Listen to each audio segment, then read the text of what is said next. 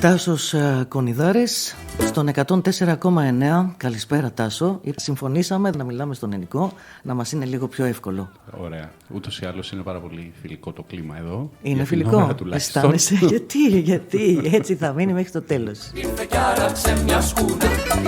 Γεννήθηκες στη Νίκαια, στον Πειραιά. Αγαπάμε Πειραιά πάρα πολύ. Το 1980, όχι γεννιόντουσαν παιδιά το 1980. Και έχουν μεγαλώσει και πολύ από τότε. Έχεις εργαστεί ως σύμβουλος λιμένων και λιμενικής πολιτικής του Υπουργείου Ναυτιλίας, ως επιστημονικός συνεργάτης λιμένων Ελλάδος, ως σύμβουλος διοίκησης σε λιμενικούς οργανισμούς της Χλαρίσμου και ξαφνικά έγινες ο ειδικός σύμβουλος του Δημάρχου Θήρας. Καταρχήν, πώς βρέθηκες στη Σαντορίνη, εσύ, από την Νίκαια? Ξέρεις, έχουμε ένα κοινό φίλο στη Σαντορίνη, έτσι. Ναι, τον έχουμε. Τον Αντωνιάδη. Γεια σου, Αντωνιάδη. Και κάποια στιγμή πριν αρκετά χρόνια στο μαγαζί του με γνώρισε με μια κοπέλα, την οποία τελικά την παντρεύτηκα και έγινα κι εγώ Σαντορινιός από επιλογή. Ερωτικός μετανάστης δηλαδή. Ακριβώς. Είχε ωραία κορίτσια η Σαντορίνη. Μερικές κοπέλες τις βλέπεις και σου θυμίζουν τις τοιχογραφίες στο ακροτήρι. Είναι φοβερό. Και ξαφνικά ο κύριος Κονιδάρης συμμετέχει στη Διεθνή Έκθεση Κρουαζιέρας. Κάπως έτσι άρχισα να ασχολούμαι μαζί σου. Με την έννοια αναρωτήθηκα ποιος είναι εκείνος που είχε την ικανότητα στη Σαντορίνη, επειδή έτσι λίγο αμφισβητούμε λίγο την εκπαίδευση κάποιων. Συγγνώμη, δεν θέλω να το γενικεύσω, σαφώς υπάρχουν και πάρα πολλοί ομορφωμένοι άνθρωποι πάνω στο νησί, πολλοί. Λέω ποιος είναι εκείνος που κατάφερε να εκπροσωπήσει τη Σαντορίνη στην Διεθνή Έκθεση Κουραζιέρας, και μου είπαν να, ο κύριος που είναι αυτή τη στιγμή απέναντί μου στο ραδιόφωνο. Εσύ με μάθες τότε, εγώ σε ήξερα νωρίτερα ραδιοφωνικά. Εντάξει, εγώ δυστυχώς. Και μου προξένησες το ενδιαφέρον. Ήθελα δηλαδή να μάθω ποιος είναι αυτός ο άνθρωπος που μπορεί να εκπροσωπήσει τη Σαντορίνη εκτός Σαντορίνης. Ευχαριστώ πολύ. Και έχεις γράψει και ένα βιβλίο. Ένα μυθιστόρημα είναι. Ένα μυθιστόρημα. Αυτό έγινε το 22. Το 22 ήταν στα 100 χρόνια από την Μικρασιατική καταστροφή, γιατί αναφέρεται ουσιαστικά σε αυτά τα γεγονότα, ξεκινώντας από αυτά τα γεγονότα, και φτάνει περίπου μέχρι τη δεκαετία του 50. Είναι μια αληθινή ιστορία. Και βρέθηκε η οικογένειά σου από την Ιωνία στο Ιόνιο. Τυχερός είσαι. Γιατί βρέθηκε σε δύο σούπερ πολιτισμούς. Δηλαδή, εγώ εκτιμώ πάρα πολύ τον πολιτισμό που έχουν στο Ιόνιο. Έτσι, σε όλα τα επίπεδα, στα γράμματα, στη μουσική και φυσικά τους ανθρώπους που κατάγονται από τη Μικρά Ασία. Νομίζω ότι κάθε περιοχή της χώρας, από όπου και να κατάγεται κάποιος, έχεις προσλαμβάνωσες καλές. Πολύ ωραία πράγματα. Πολύ καλές προσλαμβάνωσες. Αρκεί να τα διατηρούμε. Με ανοίγεις θέμα και θα ξεφύγουμε από το θέμα για το οποίο βρίσκεσαι εδώ. Κάποια στιγμή λοιπόν, μετά την εκλογή του κυρίου Ζόρζου και της παράταξής του, άρχισε ο κύριος Ζόρζος να αναζητεί συμβούλους, ανθρώπους που θα μπορούσαν να τον στηρίξουν. Τον ξέρατε τον κύριο Ζόρζο, δηλαδή ήταν μια συμφωνία που έγινε νωρίτερα για το ότι θα αναλάβετε αυτό το κομμάτι, ή συνέβη μετά? Όχι, καθόλου. Είχα εργαστεί πιο πριν στο Δημοτικό Λιμενικό Ταμείο Θήρας από το 2015 έως τα τέλη του 2019, όταν ήταν πρόεδρος ο Ηλίας ο Πελέκης. Από εκεί λοιπόν είχαμε ξεκινήσει μια συνεργασία με το Δήμο και φυσικά με το Δημοτικό Λιμενικό Ταμείο, και φυσικά με ήξερε και ο Νίκος ο Ζώσος. Άρα τα του Δήμου και τα του Λιμενικού Ταμείου ήσουν ήδη, έχεις αρχίσει να έχεις γνώση για το τι γίνεται εκεί μέσα? Ακριβώς. Και ήταν ένα πολύ μεγάλο σχολείο, η αλήθεια είναι. Μεγαλύτερο σχολείο από τους λιμένες Ελλάδος και όλα αυτά. Το λιμάνι της Σαντορίνης είναι ένα από τα μεγαλύτερα σχολεία. Αλήθεια που λες? μπορείς λιμενικά. Με τι κριτήριο? Είναι ένα πολύ δύσκολο λιμάνι. Γιατί ουσιαστικά είναι λιμάνι. Είναι λιμάνι. Θεωρείται δηλαδή όλη η καλντέρα γύρω-γύρω θεωρείται λιμάνι? Κοίταξε. Εγώ νόμιζα λιμάνι είναι ο Αθηνιός. Είναι οι λιμενικές εγκαταστάσεις που έχουμε. Ο Αθηνιός και το παλιό λιμάνι των Φυρών, το οποίο είναι επίσης λιμενική εγκατάσταση. Θεωρείται λιμενική εγκατάσταση. Βέβαια. Άρα δεν είναι όρμος. Όλα τα λιμάνια είναι όρμοι. Με αυτή την έννοια να μην τα μαγειρεύεις εμένα. Είναι λιμάνι ή είναι όρμος? Θα ξαναπώ ότι όλα τα λιμάνια είναι όρμοι ανεξαρτήτως μεγέθους. Ο Πειραιάς είναι όρμος. Είναι όλοι οι ασφαλείς όρμοι. Με την έννοια. Εντάξει, το πιάσα.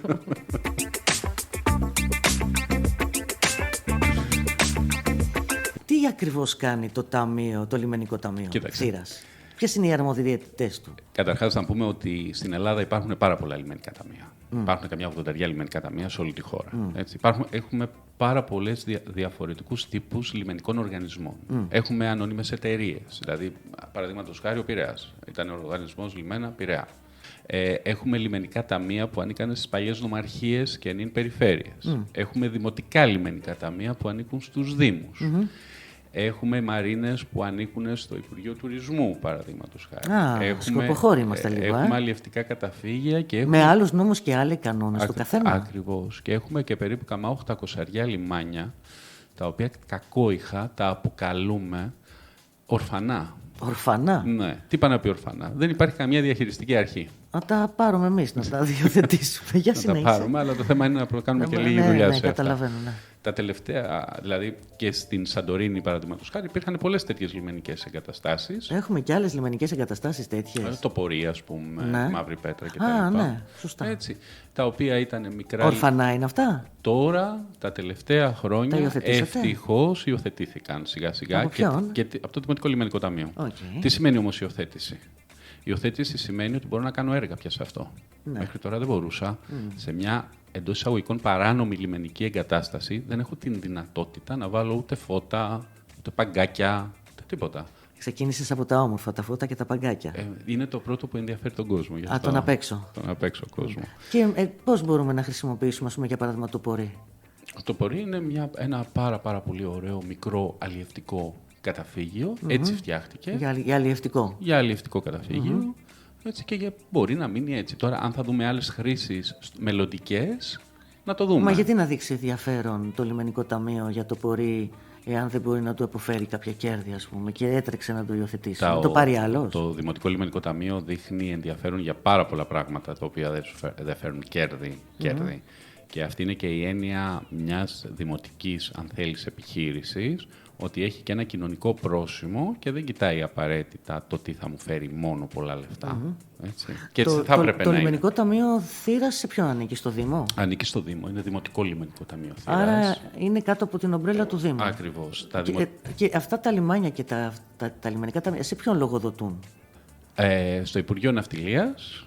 Και στο Υπουργείο Όταν και εφόσον του ζητήσει κάποιον έλεγχο. Ακριβώς, και στο Υπουργείο Εσωτερικών πάρα πολλές φορές, γιατί υπάρχουν και εκεί αρμοδιότητες. Αλλά για να μην μπερδέψουμε τον κόσμο παραπάνω. Ναι, απλά, εγώ ρωτάω γιατί απλά με ενδιαφέρει. Θέλω να μάθω κι εγώ περισσότερα. Τα δημοτικά λιμενικά ταμεία ιδρύθηκαν τα τέλη της δεκαετίας του 30 και ήταν αυτό που λέει η λέξη ταμεία. Δηλαδή κάποιος που είχε μια βαρκούλα πήγαινε και πλήρωνε στο ταμείο αυτό, προκειμένου να μπορεί να την έχει. Προφανώς έγινε αυτό τότε. Οι ιδιοκτήτες που λιμενίζουν τα σκάφη τους να έχουν μία μέριμνα μέσα στο λιμάνι, να υπάρχει φως, ρεύμα, νερό ή οτιδήποτε. Το θέμα είναι ότι οι ανάγκες από τότε μέχρι τώρα έχουν αλλάξει πάρα πολύ, αλλά δυστυχώς δεν έχουν δοθεί τα απαραίτητα εργαλεία στα δημοτικά λιμενικά ταμεία της χώρας, νομικά εργαλεία και χρηματοδοτικά φυσικά, ώστε να κάνουν έργα. Δηλαδή, τα δημοτικά λιμενικά ταμεία δεν έχουν δικαίωμα να κάνουν κάποιο έργο. Νομικά, από τη φύση τους δεν μπορούν. Τι μπορούν να κάνουν? Μελέτες και συντηρήσεις.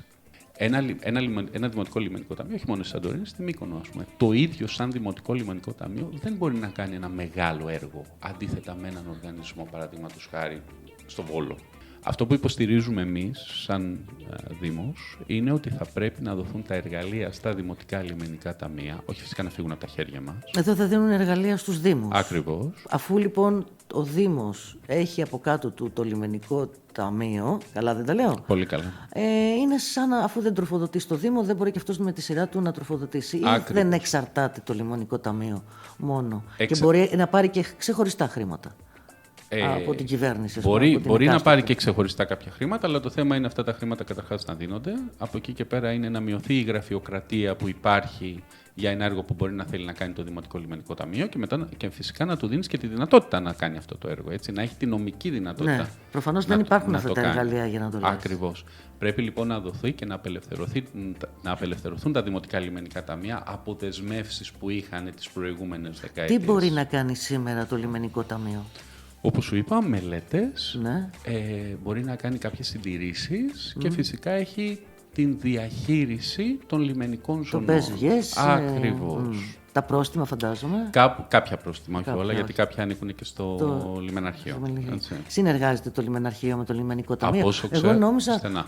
άκουγα λιμενικό ταμείο και φανταζόμουν το λιμεναρχείο από πίσω. Ναι, είναι ένα λάθος που κάνουν πολλοί άνθρωποι, γιατί είναι αυτό το λιμέν, το οποίο πάει κατευθείαν εκεί. Είναι καλή η συνεργασία του λιμενικού ταμείου. Από όσο μπορώ να γνωρίζω, πάρα πολύ καλή. Πάρα πολύ καλή. Και να σου πω και κάτι, δεν γίνεται να μην είναι και καλή.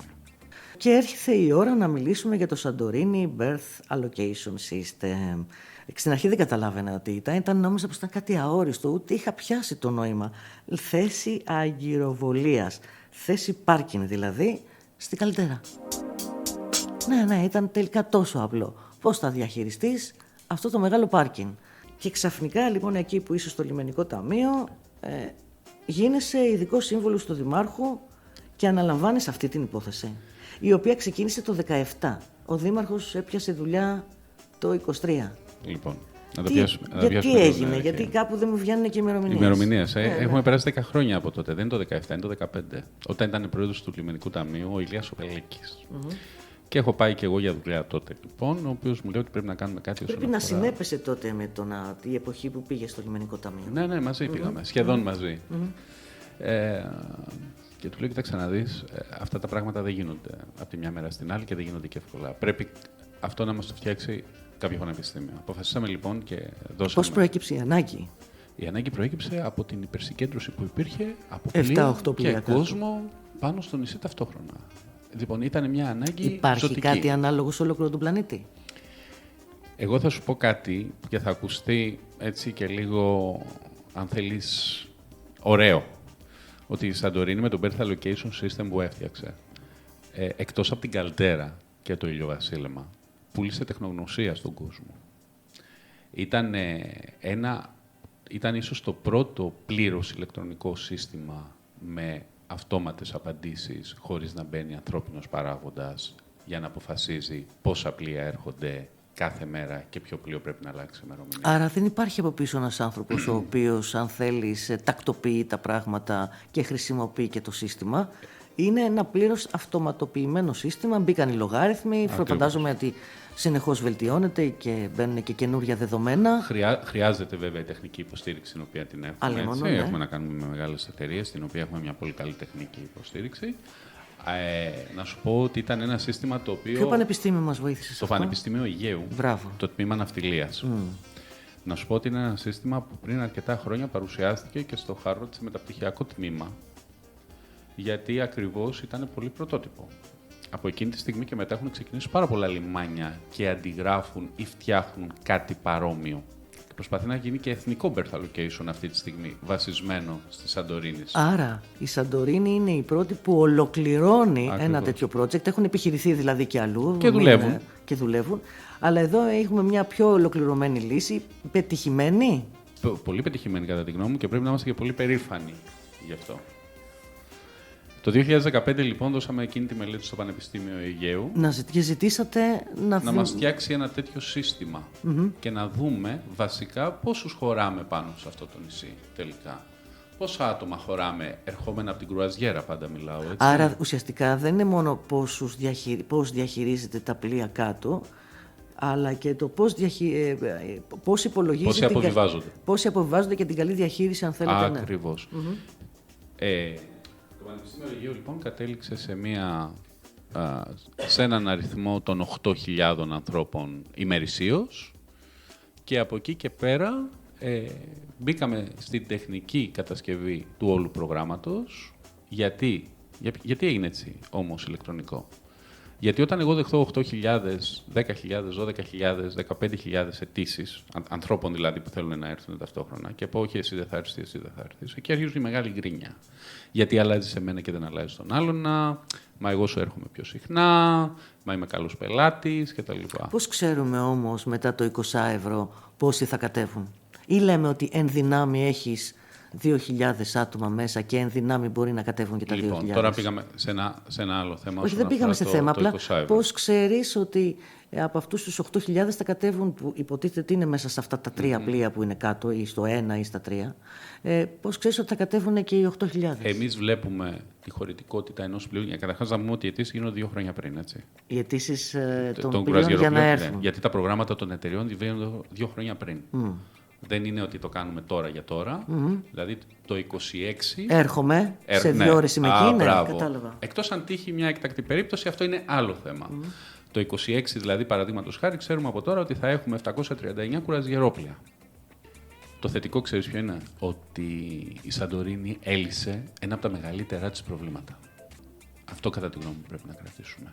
Και όχι μόνο αυτό, την καλέσανε και σε εκθέσεις, την έχουν καλέσει και εταιρείες, την έχουν καλέσει και ενώσεις λιμένων, την έχουν καλέσει και στο εξωτερικό να παρουσιάσει την τεχνογνωσία της πια και την εμπειρία της στο θέμα. Υπάρχει, θα μπορούσε κανείς να πει ότι έχουμε ένα know-how και θα μπορούσε να πουληθεί? Το πουληθεί. Μπορεί να δοθεί. Είναι. Ναι, ας πούμε, ξέρω εγώ θα σε βοηθήσω εκεί, ναι, και στήριξέ με. Άλλωστε, λέω, όταν συνεργασίες. Και δίνεται στις συνεργασίες, βεβαίως. Και αυτό το έχουμε κάνει και μέσω της Ένωσης Λιμένων Ελλάδος, που συμμετέχουμε σαν ισότιμα μέλη. Ενδεχομένως μπορούμε να το δούμε και με την Ένωση Μεσογειακών Λιμένων, τη MedCruise, που έχει 159 λιμάνια σε όλη τη Μεσόγειο. Και να σου πω και κάτι. Όταν πήγα στο Μαϊάμι, που μου είπες λίγο πριν ποιος είναι αυτός που πάει στο Μαϊάμι, εγώ δεν είχα ξαναπάει, ήταν η πρώτη φορά που πήγαινα και πραγματικά νιώθα το βάρος στους ώμους μου, το τι εκπροσωπώ εκείνη τη στιγμή. Αυτό το βάρος έγινε ακόμα μεγαλύτερο όταν ερχόντουσαν αιτήματα συνεχώς στο Δήμο, πριν πάμε, όταν μάθανε ότι η Σαντορίνη για πρώτη φορά βρίσκεται στο Μαϊάμι. Είχαμε κάνει άλλη μια παρουσία το 2012, αν δεν κάνω λάθος, το 2012. Τα αιτήματα των εταιριών σε υψηλότερο επίπεδο, δηλαδή σε επίπεδο CEO, ώστε να βρεθούμε, να συναντηθούμε και να μιλήσουμε για την κρουαζιέρα στη Σαντορίνη και όχι στο χώρο της έκθεσης. Οι άνθρωποι κλείνανε πριβέ χώρους συσκέψεων ώστε να μιλήσουν με τον εκπρόσωπο της Σαντορίνης. Αυτό λοιπόν αύξησε ακόμα περισσότερο. Άρα έδειξαν μεγάλο ενδιαφέρον για όλη αυτή την ιστορία. Η Σαντορίνη είναι, αν θέλεις, μία από τις υπερδυνάμεις στα θέματα της κρουαζιέρας και πρέπει αυτό το πράγμα εντός εισαγωγικών να το εκμεταλλευτεί με έξυπνους τρόπους, με έξυπνες πολιτικές. Αυτή τη στιγμή κοιτάμε μήπως κάποια στιγμή γίνει και ένα berth allocation της ταιριάς, όπως λέω εγώ. Δηλαδή, τι θέλω να πω, κατέβηκε ο κόσμος από το λιμάνι, μια χαρά, πάρα πολύ ωραία. Θέλουν όλοι να πάνε, παραδείγματος χάρη, στην Νία να δούνε το ηλιοβασίλεμα. Το ηλιοβασίλεμα είναι πάρα πολύ όμορφο. Κατά τη γνώμη μου, βέβαια, σημασία έχει πάντα με ποιον το βλέπεις το ηλιοβασίλεμα, όχι που το βλέπεις. Αλλά είναι πανέμορφο και από το ακροτήρι. Και από το ακροτήρι. Είναι πανέμορφο το ηλιοβασίλεμα παντού. Πόσοι χωράνε όμως να δουν παράλληλα αυτό το ηλιοβασίλεμα? 8.000. Όχι, 8.000. Αφού μου κατεβάζεις 8.000 ευρώ στο νησί. Να δούμε πόσοι μπορούν να πηγαίνουν ταυτόχρονα να δουν το ηλιοβασίλεμα, να δούμε πόσοι μπορούν να βρίσκονται την ίδια στιγμή στο μεγαλοχώρι, στο ακροτήρι, στον πύργο. Να δούμε τις δυναμικές του νησιού σε τοπικό επίπεδο. Και να καθορίσουμε πόσοι μπορούν να πηγαίνουν ταυτόχρονα και πού, ώστε όλοι να περνάνε καλά και με ασφάλεια. Τι έχουμε καταφέρει λοιπόν? Έχουμε καταφέρει ο κόσμος που έρχεται από την κρουαζιέρα να περνάει πολύ καλύτερα επάνω στο νησί, να μην στριμώχνεται. Έχουμε καταφέρει να ξοδεύει περισσότερη ώρα, άρα και χρήμα, πάνω στον τόπο και όχι να είναι στημένος περίπου 1,5 ώρα περιμένοντας να ανέβει από το τελεφερίκ και ίσως 1,5 για να κατέβει. Αυτή τη στιγμή αυτοί οι χρόνοι έχουν μειωθεί πάρα πολύ και με τη δουλειά που γίνεται στο τελεφερίκ. Οφείλω να πω ότι δείχνουμε μια πολύ μεγάλη εξωστρέφεια όσον αφορά και αυτά τα θέματα και της παρουσίας μας σε εκθέσεις. Δηλαδή, μία από τις εκθέσεις που πήγαμε, όπως αυτή του Μαϊάμι, ήταν για πρώτη φορά που πήγαμε, φέτος σαν Σαντορίνη. Ανοίγουν πόρτες δηλαδή. Ακριβώς, και ήταν και οφείλω να ευχαριστήσω και την πρόεδρο της Τουριστικής Επιτροπής, την κυρία Νομικού, η οποία το προώθησε όλο αυτό ώστε να γίνει. Πρέπει να δώσουμε τα εύσημα στον Γιώργο τον Νομικό, τον πρόεδρο του Δημοτικού Λιμενικού Ταμείου, που εφάρμοσε επιτέλους αυτό το berth allocation. Μισό λεπτά, ναι. Αρχίσει τις ευχαριστίες, αλλά από το 2015. Πάμε λοιπόν να δούμε. Ο AI λέει 17. Το 17 λειτουργήσε. Και ξαφνικά άρχισε να λειτουργεί ιδανικά τα τελευταία 2 χρόνια. Ακριβώς. Τι έγινε διάμεσα? Λοιπόν, Καταρχάς, το 2015 δόθηκε η μελέτη. Ωραία. Μας πήρε περίπου 1 χρόνο μέχρι να τελειώσει. Ξεκινήσαμε τα δοκιμαστικά. Μας πήρε επίσης 1 χρόνο που κάναμε μια δοκιμαστική λειτουργία για να δούμε πώς θα πάει. Αυτό έγινε το 2018. Και το 2019, με την αλλαγή τότε της Δημοτικής Αρχής, ουσιαστικά πρέπει να πω ότι το birth allocation πάγωσε. Να σημειώσουμε όμως κάτι εδώ. Υπήρχε ο COVID. Αν θυμάσαι, το 20 δεν είχαμε καθόλου κρουαζιέρα, το 21 είχαμε πολύ λιγότερη σιγά-σιγά. Οπότε ναι, ως ένα βαθμό το καταλαβαίνουμε. Ως ένα βαθμό λοιπόν μπορούμε να καταλάβουμε όλοι ότι τι να λειτουργήσεις με 8.000 άτομα όταν παραδείγματος χάρη σου έρχονταν 200-300 άνθρωποι. Λογικό. Τώρα με την ανάληψη πάλι της Δημοτικής Αρχής από τον Νίκο Τζόρτζο πρώτου του 2024 και την ανάληψη της Προεδρίας του Δημοτικού Λιμενικού Ταμείου από τον Γιώργο το Νομικό, ξεκίνησε να τρέχει πάλι το birth allocation με πολύ γοργούς ρυθμούς, ώστε πια είμαστε σε θέση να πούμε ότι το 25, το 24 υπήρχε ακόμα μια ελαφρά, επειδή όπως σου είπα, τα προγράμματα έγινε επανεκκίνηση ουσιαστικά. Ακριβώς, το 24. Αλλά τι γίνεται, τα προγράμματα όπως σου είπα γίνονται 2 χρόνια πριν. Αλλά για το 24 είχαμε κλείσει από το 22. Ναι. Γι' αυτό είδαμε και εικόνες και φωτογραφίες με χιλιάδες ανθρώπους. Το 23 όμως έχουμε πια αρχίσει και δουλεύουμε κανονικά, έτσι. Και το 25 το έχουμε λύσει το θέμα. Λοιπόν, Santorini Birth Allocation System. Αν έβαζα ένα τίτλο «Πώς ένα νησί βάζει σε τάξη την κρουαζιέρα», θα σου άρεσε? Τον έβαλες τον τίτλο. Αυτός ακριβώς είναι. Τι τη λείπει ακόμα για να αισθανόμαστε ότι όντως δουλεύουμε αυτό που λέμε ρολόι? Θα σου πω. Υπάρχουν κάποιοι, όπως σου είπα, για μια εξίσωση με τα πλοία που δίνουμε προτεραιότητα όταν βγαίνει τα αποτελέσματα. Με ποιο κριτήριο δίνουμε προτεραιότητα? Αυτό θέλω να σου πω. Δεν είναι ένα κριτήριο, είναι πολλά κριτήρια. Πάμε να δούμε τα κριτήρια. Δηλαδή, ποιον θεωρούμε εμείς καλό πελάτη, εντός εισαγωγικών? Πελάτης. Ας το πούμε πελάτης για να κατανοούμε τι λέμε. Ναι. Επισκέπτης. Αλλά επειδή πρόκειται για εταιρεία, ας το πούμε πελάτη. Ενώ εταιρεία κρουαζιέρας. Δηλαδή, ποιος μένει πολλές ώρες? Αυτό θεωρείται για εμάς ένας καλός πελάτης. Ναι, δεν έχεις άδικο. Ποιος έχει πλοία καινούριας τεχνολογίας? Ρυπαίνει λιγότερο. Ακριβώς. Αυτός για εμάς είναι ένας καλός πελάτης. Ποιος δεν οφείλει στο δημοτικό δεν μας τα χρωστάει. Ακριβώς.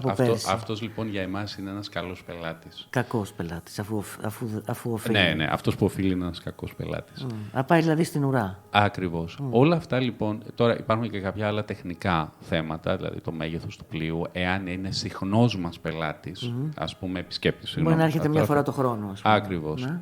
Εκεί όμως προτεραιότητα έχει κάποιος συχνός μας επισκέπτης. Έτσι. Αυτό λοιπόν είναι εργαλεία που χρησιμοποιούμε. Έχει να κάνει με τις εθνικότητες που έχει μέσα το πλοίο? Όχι. Όχι? Όχι. Σε αυτό δεν δίνουμε καμία τέτοια. Υπάρχουν πλοία όμως τα οποία έρχονται παραδείγματος χάρη από το Ισραήλ, τα οποία υπάρχει μια ιδιαιτερότητα σε θέματα ασφαλείας. Ναι, αυτό ήταν πάντα όμως, δεν είναι καινούριο. Ακριβώς, αυτό ήταν ανέκαθεν υπήρχε. Εγώ θυμάμαι κάθε φορά που ερχόταν γκρουπ και είχε Ισραηλίτες, κατέβαινε στρατός να τους υποδεχτεί. Και καλά έκανε. Οπλισμένοι λιμενικοί και τέτοια. Και σκυλιά και τα λοιπά. Και χρειαζόταν να είναι, γιατί δεν γίνεται μόνο στη Σαντορίνη, αυτό γίνεται παντού, έτσι. Ναι, εντάξει, αυτό είναι σε τάκι πάνω αυτό. Και αν θες να σου πω και κάτι, τα θέματα του safety και του security με μία λέξη ασφάλεια είναι θέματα που λαμβάνει υπόψη του επίσης. Ναι, στις μέρες μας πια πάρα πολύ. Όχι μόνο για το ουσιαστικό, δηλαδή την ζωή των ανθρώπων, αλλά και για τη φήμη του νησιού. Ναι, συγγνώμη να χτυπήσω ξύλο, δεν είμαστε για να συνέβαινε οτιδήποτε. Δόξα τω Θεώ. Έτσι, δεν είναι για να μας συμβεί σε εμάς αυτά. Έτσι, σίγουρα όχι. Η Σαντορίνη είναι ένας δημοφιλής προορισμός και σύντομα θα γίνει και το συνέδριο πολυτελούς τουρισμού. Αυτά μπορεί, μάλλον όχι, τόσα χρόνια τρέχετε και έχετε αίσθηση τι αφήνει, τι δεν αφήνει, τι προσφέρει, τι δεν προσφέρει η κρουαζιέρα. Τελικά η κρουαζιέρα επηρεάζει θετικά ή αρνητικά τον πολυτελή τουρισμό? Δηλαδή το συνέδριο αυτό λαμβάνει υπόψη του το πόσο, κατά πόσο επηρεάζει η κρουαζιέρα τους πλούσιους πελάτες να έρθουν στη Σαντορίνη. Λοιπόν, γιατί όταν έρχεται ένα πλοίο και αμολά 8.000 σχεδόν κάθε μέρα, δεν γίνεται κάθε μέρα αυτό, αλλά δεν ξέρω. Λοιπόν, καταρχάς η κρουαζιέρα όταν είναι ρυθμισμένη, όπως είναι τώρα, είναι πάρα πολύ θετική. Εντάξει, γίνονται τα συνέδρια και τα λοιπά και καλώς γίνονται γιατί αυξάνουν τη φήμη του νησιού, όπως και η συμμετοχή. Τα συνέδρια, να φαντάζομαι όμως, εγώ δεν γίνονται μόνο για τη φήμη του νησιού, γιατί θα σε καλέσω και θα είσαι από το εξωτερικό. Και είναι για άλλη μια ευκαιρία για μένα να σου δείξω τον τόπο μου, αλλά είναι για να βγαίνουν συμπεράσματα, να τίθονται ερωτήματα. Βεβαίως. Ξέρω εγώ, στατιστικές από προηγούμενες χρονιές. Καταρχάς, αυτή τη στιγμή γίνεται μια μελέτη που έχει παραγγείλει η Διεθνής Ένωση Κρουαζιέρα μαζί με το Πανεπιστήμιο Πειραιά, η Κλία, έτσι όπως είναι πιο γνωστή η Κλία, μαζί με το Πανεπιστήμιο Πειραιά, με τη συνεργασία του Δημοτικού Λιμενικού Ταμείου, που θέλουμε ακριβώς να δείξουμε, να μάθουμε το οικονομικό αποτύπωμα των επιβατών κρουαζιέρας στη Σαντορίνη. Δηλαδή, αυτοί οι άνθρωποι, όταν έρχονται στο νησί με πάνω, πόσα κατά μέσο όρο ξοδεύουν. Κατά τη γνώμη μου, βέβαια, ένας καλός πελάτης, είτε κρουαζιέρας είτε μη κρουαζιέρας, ένας καλός επισκέπτης, δεν είναι απαραίτητα ένας πλούσιος επισκέπτης. Δηλαδή, θέλω να πω ότι ένας φοιτητής της αρχαιολογίας, ο οποίος έρχεται στο νησί και δεν έχει πολλά χρήματα, είναι ένας καλός επισκέπτης. Είναι πάρα πολύ σωστή και σοφή παρατήρηση. Έτσι. Αυτό είναι αλήθεια. Γιατί... Μπερδεύουμε λίγο το καλός με το πλούσιος. Όχι, εδώ θα συμφωνήσω, γιατί υπάρχουν και επισκέπτες που είναι χρήσιμοι. Ακριβώς. Χρήσιμοι. Η παρουσία τους και μόνο μας κάνει καλό.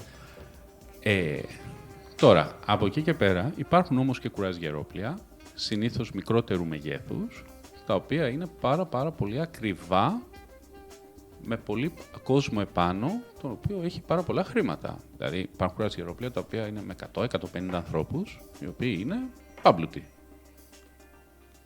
Δεν έχει διαφορά, λοιπόν. Μισό, με ευκαιρία είναι. Άρα μπορούμε να επιλέξουμε εμείς που ως ένα βαθμό διαχειρίζομαστε το Santorini Berth Allocation System, αυτό το πλοίο με τους 150 να έρθει εκείνη τη μέρα που θα έρθει να είναι μόνο του.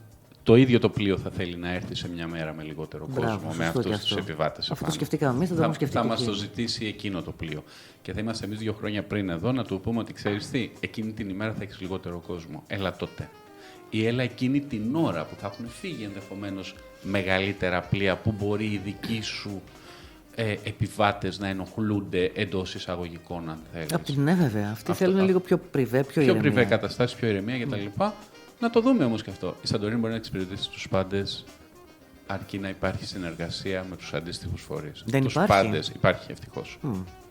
Ευτυχώς υπάρχει. Είναι κάτι. Αυτές οι συνεργασίες είναι εύθραυστες. Κοίταξε να δεις. Όταν λέμε συνεργασίες, καταρχάς οι πρώτοι που έπρεπε να πιστούν ήταν οι εταιρείες κουραζιέρας, οι μεγάλες εταιρείες, πολυεθνικές εταιρείες κουραζιέρας. Ξέρεις, η Σαντορίνη δεν έχει. Αυτές βγάζαν το πρόγραμμά τους και εσύ έπρεπε να το υποστείς. Και τώρα πάμε να κάνουμε κάτι το ανάποδο. Εγώ διαμορφώνω το πρόγραμμα συν πλην τις ανάγκες σου. Ακριβώς, και θα τις συζητήσουμε λοιπόν τις ανάγκες σου για να δούμε ποια μπορεί να είναι η καλύτερη λύση. Και οι ανάγκες ενός πλοίου συζητιόνται με checklist, πολλαπλές επιλογές αυτόματα.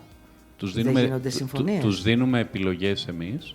Αυτόματα, τους δίνουμε επιλογές αυτόματα. Υπάρχει αυτή η μέρα και αυτή η μέρα. μέρα. Δεν υπάρχει επαφή ανθρώπινη. Θα μπούμε και στην ανθρώπινη επαφή όμως. Θα χρειαστεί και αυτό. Γιατί μπορεί να σε πάρει τηλέφωνο και ξέρεις τι να σου πει, να σου πω κάτι, μήπως μπορούμε να κάνουμε αυτό κτλ. Και να μην το έχεις δει και εσύ. Έχουν πρόσβαση. Βεβαίως. Ξέρουν σε ποιους να τηλεφωνήσουν. Ναι, βεβαίως. Ωραία. Βεβαίως. Είναι σημαντικό. Έχουν πάρα πολύ καλή πρόσβαση, πάρα πολύ καλή υποδομή όσον αφορά το συγκεκριμένο θέμα.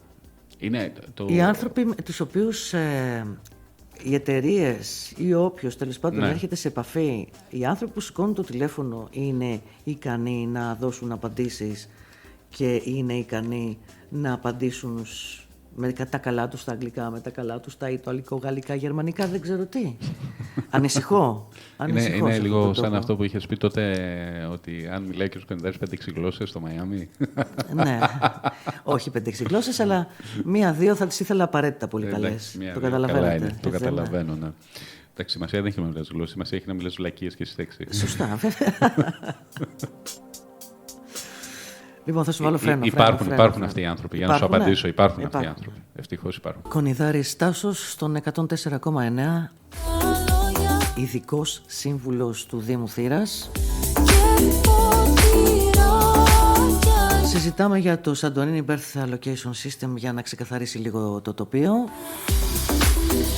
και να μάθουμε κι εμείς οι αδαίστοι περί τίνος πρόκειται.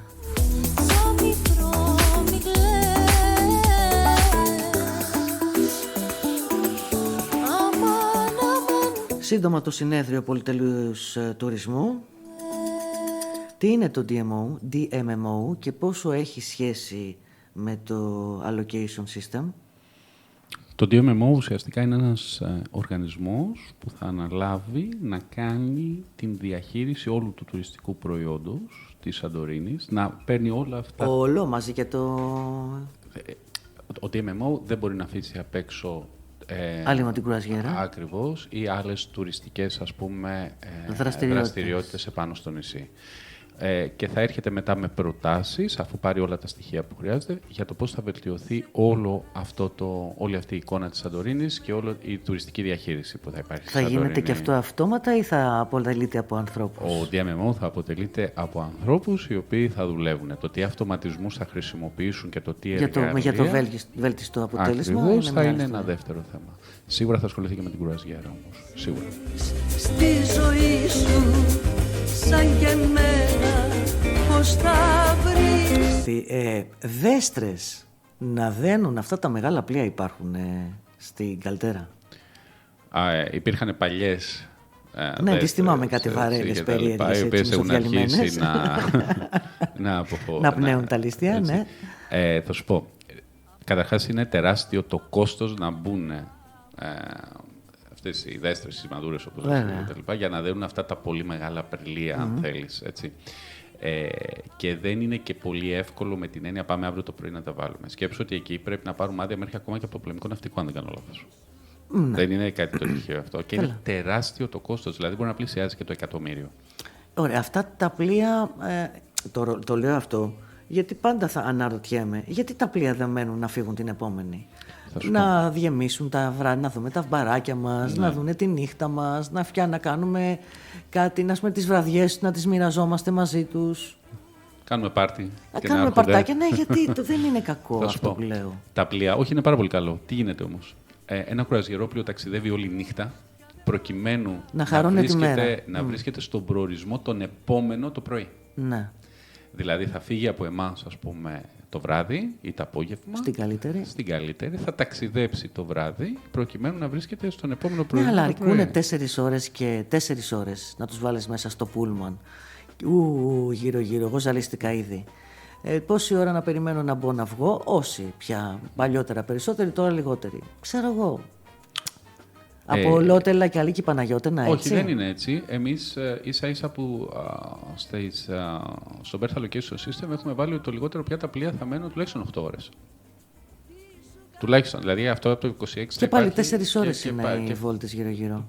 4 ώρες και άλλες 4 που θα μπορούν ενδεχομένως να κινηθούν ελεύθερα σε προορισμούς. Μου φαίνονται λίγα εμένα στην πράξη. Να σου πω όμως και κάτι ακόμα.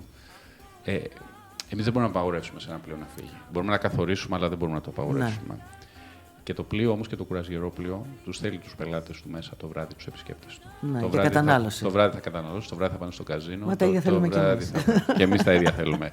Γι' αυτό λοιπόν θα μένουν περισσότερες ώρες εδώ. Αντιλαμβάνομαι. Και μένει... Κάτι φήμες ότι δεν τους αφήνουν να παίρνουν κρασιά μαζί τους, τους βάζουν κάποιες δυσκολίες μέσα στα πλοία.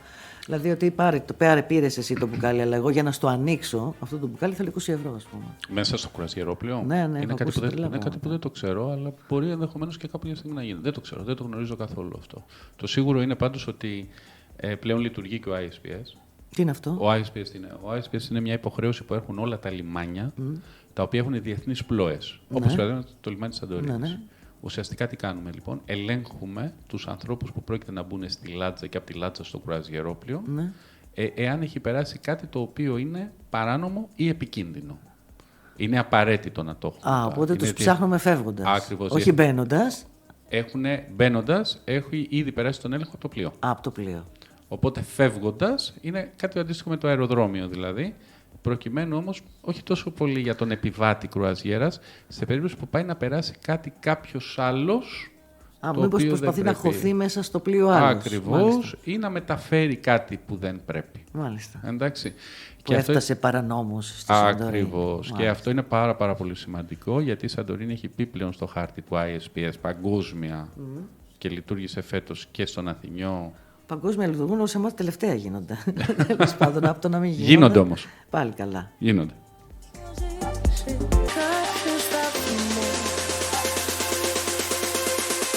Γενικά δεν τα πάω καλά με το μαμονά. Μαμονά εννοώ το χρήμα. Ναι. Παρ' όλα αυτά θα τολμήσω να ρωτήσω. Με το Θεό. Εγώ με το Θεό τα πάω εξαιρετικά. Τέλεια. Εξαιρετικά, δεν ξέρω αν εκείνος συμφωνία. Λοιπόν, αυτό που θέλω να ρωτήσω είναι αυτό το Santorini Berth Allocation System. Ναι. Αυτές οι θέσεις πάρκινγκ, αυτές οι θέσεις αγκυροβολίας αφήνουν έσοδα στη Σαντορίνη? Λοιπόν, καταρχάς εμείς δεν καθορίζουμε αυτές τις θέσεις ως Δήμος και Δημοτικό Λιμενικό Ταμείο. Δηλαδή, δεν μπαίνουμε στην ναυτική τέχνη του καπετάνιου και να το πούμε. Δεν του λέμε εδώ είναι το P1, P2, P αυτό. Ναι, καταλαβαίνω. Μπορεί να κινείται λοιπόν μόνος του. Το είπαμε Berth Allocation περισσότερο για να γίνει κατανοητό και διεθνές τι πάμε να κάνουμε. Και διεθνώς, μιλώντας με τις εταιρείες, τι ακριβώς πάμε να κάνουμε. Δεν θα μπούμε ότι εσύ θα είσαι ακριβώς όπως είπες στο P1, στο P2, στο P3 και δεν θα κουνηθείς από εκεί. Θα σου φέρω παρκαδόρο, ναι. Ακριβώς. Παρκαδόρο λοιπόν δεν έχουμε. Πάμε τώρα να δούμε τι αφήνει στη Σαντορίνη. Στη Σαντορίνη, ο επιβάτης κρουαζιέρας μέχρι πολύ πρόσφατα, και όταν λέω Σαντορίνη εννοώ στο Δήμο και στο Δημοτικό Λιμενικό Ταμείο, άφηνε 0,35 λεπτά. Με τους φόρους 0,33. Θα μας ξενερώσεις όλους τώρα, πώς το κόβω? Δεν είναι ο σκοπός μου αυτό, αλλά θα το κάνω. Έρχεται λοιπόν η κυβέρνηση τον Γενάρη, ψηφίζει ένα νόμο και λέει 20 ευρώ. Ανά επιβάτη κρουαζιέρα, όποιος κατεβαίνει όμως, όχι όλοι. Έτσι, όποιος κατεβαίνει. Αυτό ήταν λίγο σοκ και για τις εταιρείες, γιατί ξαφνικά τους ήρθε ένα τεράστιο κόστος, το οποίο δεν το είχαν υπολογίσει για να το βάλουν πάνω στο εισιτήριο. Γι' αυτό φέτος υπάρχουν κάποιοι που δεν κατεβαίνουν από τα κρουαζιερόπλια, γιατί δεν θέλουν να πληρώσουν αυτό το 20 ευρώ. Και σου λέει, το 1 τρίτο θα πηγαίνει στο Ναυτιλίας, το 1 τρίτο θα πηγαίνει στο Υπουργείο Τουρισμού και το 1 τρίτο θα πηγαίνει στο Υπουργείο Εσωτερικών, από το οποίο ταμείο που θα δημιουργηθεί θα μπορεί να έρχεται η Σαντορίνη, δηλαδή στα 6,66 ευρώ. Να ζητιανεύει τα χρήματα. Ακριβώς. Η θέση δικιά μας ποια είναι? Η θέση δικιά μας είναι ότι αυτό το τέλος της κρουαζιέρας έπρεπε να το επιβάλλουμε εμείς σαν Δήμος και Δημοτικό Λιμενικό Ταμείο. Το ύψος να καθορίζεται από εμάς και τα χρήματα να έρχονται στη Σαντορίνη. Το τελεφερίκ για να σε ανεβάσει πόσα θέλει? Αν δεν κάνω λάθος, αυτή τη στιγμή νομίζω ότι είναι 10 ευρώ. Έχει πάει 10 ευρώ το τελεφερίκ. Νομίζω ότι είχαν περίπου. Έχω μείνει πολύ στα 6. Λοιπόν, 20 ευρώ. 20. Συν 10. 20 ευρώ. Και αν χρειαστεί να κατέβω κιόλας με το ίδιο μέσο, πήγα 40 ευρώ το άτομο, μόνο και μόνο για να κατέβω να σας δω, να δω τι κάνετε. Εντάξει, εγώ τα θεωρώ πολλά όλα αυτά. Παρόλα αυτά, ότι θα έπρεπε κάποια χρήματα για να κατέβεις, το δέχομαι, και αυτά τα χρήματα έπρεπε να πηγαίνουν απευθείας στο Δήμο οπωσδήποτε, για να μπορώ να διαχειρίζεται ο Δήμος αυτά που αφήνει το κουραζιερόπλοιο φεύγοντας. Έτσι. Να συμπληρώσουμε ότι υπάρχει και ένα τέλος του ISPS, δηλαδή τις securities. Μπορεί να έχεις στα λιμάνια securities που έχουμε, αυτή είναι για το ISPS, έτσι. Ναι. Τα χρήματα αυτά τα πληρώνει ο επιβάτης της κρουαζιέρας στο εισιτήριό του με το τέλος του ISPS. Δηλαδή είναι πάνω εκεί και μας τα αποδίδουν οι εταιρείες. Ναι. Αυτά δεν τα πληρώνει δηλαδή η Σαντορίνη. Ναι. Θες να μου έχεις κάμερες, κάγκελα, securities και σκάνερ να σε σκανάρω για να είσαι ασφαλής μπαίνοντας στο κρουαζιερόπλοιο? Ευχαρίστως. Αλλά γι' αυτό θα πληρώσεις. Και ευτυχώς έχουμε πια λειτουργεί ο ISPS και αυτά τα χρήματα τα παίρνουμε από τις εταιρείες. Τα παίρνουμε και τα δίνουμε σε εταιρείες security που δραστηριοποιούνται στο νησί, φαντάζομαι. Ναι, ακριβώς, και υπάρχει μια ασφάλεια, αν θέλεις, γενικότερη όσον αφορά στις λιμενικές μας εγκαταστάσεις. Σε ρήφης στην πόλη. Σε όλα τα λιμανιά, όχι μόνο εδώ. Ωραία, φτιάξαμε λοιπόν το Santorini Berth Allocation System. Ποιο είναι το επόμενο βήμα? Πόσο καιρό έχουμε ακόμα με αυτή τη δημοτική αρχή? Άλλα 2 χρόνια. Μέχρι το 28, αν δεν κάνω λάθος. 28, αυτή τη στιγμή γίνεται ένας. Ωραία, 3 χρόνια. 3 χρόνια τι έργο σκοπεύει να παρουσιάσει το Λιμενικό Ταμείο και εσύ ως ειδικός σύμβουλος του Δημάρχου, τι προτάσεις κατεβάζετε από εδώ και πέρα? Αυτή τη στιγμή γίνεται ένας πολύ μεγάλος αγώνας να τρέξουν τα θέματα των δημοσίων υποδομών, στα οποία θα πρέπει όμως κάτι να διευκρινίσουμε. Ακούω πάρα πολλούς συμπολίτες μου, οι οποίοι λένε ότι δεν έχει ξεκινήσει το λιμάνι. Δεν προχωράει το λιμάνι, δεν έχει... Ξέρω ότι τρέχουν πάρα πολύ οι 2 πύλες διαφυγής όπου βρέθηκε και η χρηματοδότηση. Αυτή τη στιγμή λοιπόν γίνεται ένας μεγάλος αγώνας όσον αφορά τις δημόσιες υποδομές, να τρέξουν οι δημόσιες υποδομές. Και αυτές τις δημόσιες υποδομές δεν είναι και αρμοδιότητες πολλές φορές και σε ένα μεγάλο ποσοστό του Δήμου, είτε του Δημοτικού Λιμενικού Ταμείου. Να εξηγήσουμε κάτι. Κάποτε εργαζόμουν στο Ρογκάν. Ναι. Αυτός είναι αρχιτέκτονας λιμένων. Ξέρω ότι από την αρχή θα ξεκινήσει μια μελέτη μέχρι να ολοκληρωθεί ένα τόσο μεγάλο έργο. Είναι δηλαδή μεγάλο έργο της χώρας, ένα λιμάνι, δεν είναι μερεμέτη. Χρειαζόμαστε περίπου 10 χρόνια. 12 με 14, εγώ θα σου πω. Εγώ θυμόμουν τότε ότι ήταν τα 10. Η ερώτησή μου είναι, τόσα χρόνια δεν έχουν γίνει μελέτες, δεν έχουν δρομολογηθεί, αυτό το πράγμα κάποτε δεν θα ξεκινήσει? Γιατί μας τραβολογάνε τόσα χρόνια? Να σου πω. Είμαστε μεγάλο μπραντ εδώ και περίπου 25 χρόνια. Είναι ένα πάρα πολύ καλό ερώτημα που ενδεχομένως πρέπει οι δημοσιογράφοι πολλές φορές να απαντήσουν γιατί δεν έχει γίνει. Οι δημοσιογράφοι θα απαντήσουν γιατί δεν έχει γίνει. Ναι. Αλλά να σου πω όμως και κάτι ακόμα. Ακούω πάρα πολλούς συμπολίτες μας οι οποίοι μου λένε, σε συζητήσεις δηλαδή περισσότερο, μα δεν προχωράει το λιμάνι. Εάν θεωρούμε ότι το λιμάνι προχωράει θέλοντας να δούμε μπετονιέρες να ρίχνουν μπετό και σιδεράδες να βάζουν σίδερα, ναι, το λιμάνι με αυτή την έννοια δεν προχωράει. Αλλά μέχρι να φτάσουμε εκεί έχουμε πολύ δρόμο ακόμα. Πρέπει να δούμε τόσα πράγματα και να ολοκληρωθούν τόσες πολλές μηχανικές, ακτομηχανικές μελέτες σχηματισμού, πάρα πολλά πράγματα, μέχρι να φτάσουμε να δούμε... Άρα με λίγα λόγια δεν έχουμε καν ξεκινήσει τις μελέτες για το λιμάνι. Έχουν ξεκινήσει. Το λιμάνι προχωράει, αλλά, σου ξαναλέω, μέχρι να φτάσουμε στο επίπεδο να δούμε το έργο ως έργο να ξεκινάει, θα πάρει χρόνο. Δεν θα ζούμε εμείς, μου φαίνεται. Δεν θα το προλάβω. Δεν θα το προλάβω. Εσύ που έχεις γεννηθεί το 80, μάλλον θα το προλάβεις. Έχουμε αποφασίσει που θα γίνει το λιμάνι όταν θα γίνει? Η θέση του λιμανιού είναι καθορισμένη. Και είναι και λίγο, δηλαδή να μην ξαναφτιάχνουμε τα ίδια πράγματα 2 φορές. Ναι. Νομίζω είναι εξαιρετική θέση εκεί κάπου στο Μονόλιθο, να μην λέμε συγκεκριμένα, κάπου εκεί γύρω. Γιατί είναι κοντά στο αεροδρόμιο. Στον καινούριο δρόμο. Έχουμε ήδη έτοιμο τον καινούριο δρόμο, τον οποίο κάποια στιγμή να παρακαλέσουμε να βάλουν και κάποιες διαγραμμίσεις και σας παρακαλούμε και λίγο φωτισμό. Έτσι, έλεος. Έχουμε ήδη απευθείας ταινία. Άρα γιατί να καταστρέψουμε άλλα σημεία του νησιού? Πάντα λέμε ότι οι δημόσιες υποδομές θα πρέπει να φτιάχνονται στο μέτρο του τόπου. Θέλουμε να φτιάξουμε πάρκινγκ παντού.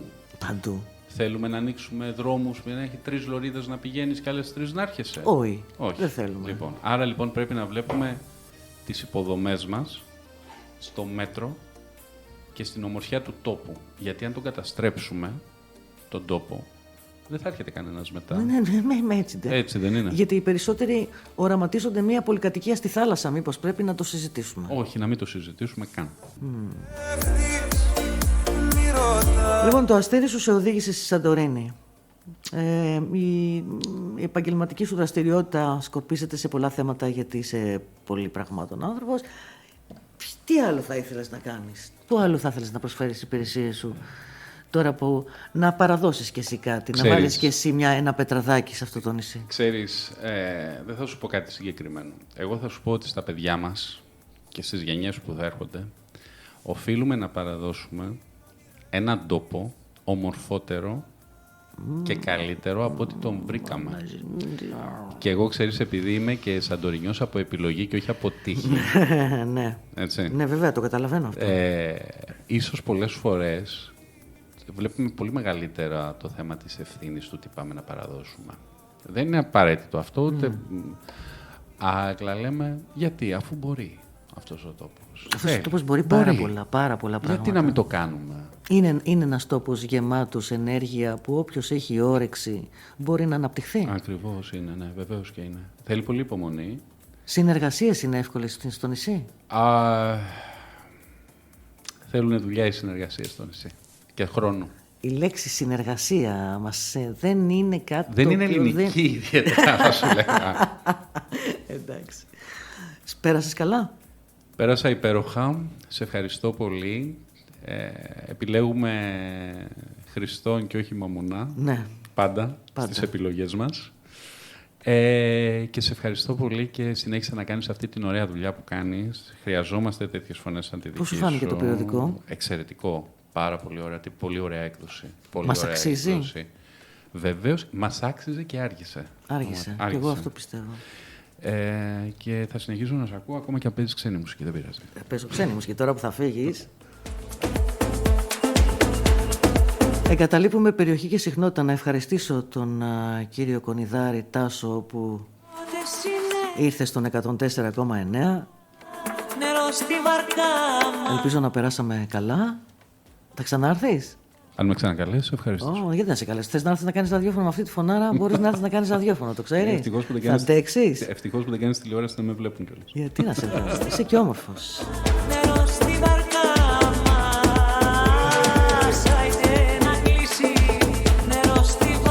Αυτό ήταν το Santorini Bertha Location System.